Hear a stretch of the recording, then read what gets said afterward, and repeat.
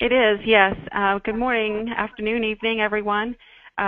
So as research now has become immersed in mobile data collection, we've had a number of people come to us and say that they would try mobile, but the data will be different.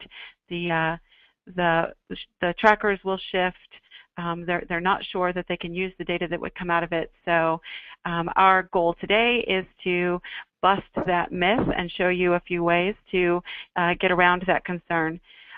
So I really liked the earlier presentations, and they had a lot of pretty pictures, but in order to bust a data myth, I have to show you some boring tables. So hope you'll excuse the format here. So what we did was we designed a study that controlled for everything but mode. This study, we've done hundreds of studies at this point in mobile, probably close to thousands at this point. But this one study was specifically designed to control for everything but mode when looking at a ubiquitous topic, and this topic was sports and the Olympics. You can see the note at the bottom. It's 30,000 global completes. It's a single sample source. It's dual mode of online and mobile. And then within each mode, we weighted to age, gender, income, and ethnicity. When we originally ran the study, we didn't use strong quotas because we wanted to just let the completes come in so we could see who would be the likely responders on these modes, but then we controlled for it on the back end through a weighting scheme. So there is, the first table here is an attitudinal table. There's a sort of a benchmark table around smoking, and then the third table off to the bottom right is a behavioral table. On the attitudinal table, you can see that this is attitudes about sports and the Olympics. And on a topic that is ubiquitous like sports, you see very, very similar means between mobile and web. There are no significant differences here. And then when you look at the behavioral table, you see something very similar.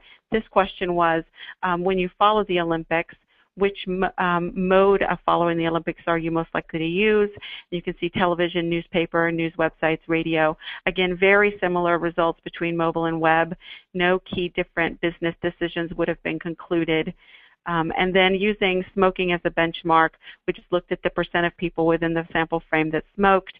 And you can see once we've weighted for age, gender, income, and ethnicity, the results are very similar as well.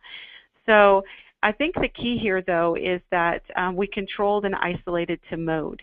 The 30,000 global completes, the countries are the US, Canada, the UK, and Australia. And we used a single sample source, though. We used a single panel in all of those countries, and for mobile and for web. So one of our hypotheses, and certainly a major finding in the industry, is that the underlying sourcing may be what causes more changes than the mode itself. So we were careful to control for that, and I am a believer that sourcing is crucial. And then one statement I would make about this is that we did choose a ubiquitous topic. There are topics like technology that may change a bit if you're talking specifically about smartphones and you're using a smartphone population. But when you're talking in aggregate about global topics that are not specific to a mode, then I think that the key is that you control for the things that might actually be the root cause of data changes, that being sourcing, the mix of the people that take the survey, and the sample frame itself. So that's my data, and I'd be happy to answer some questions.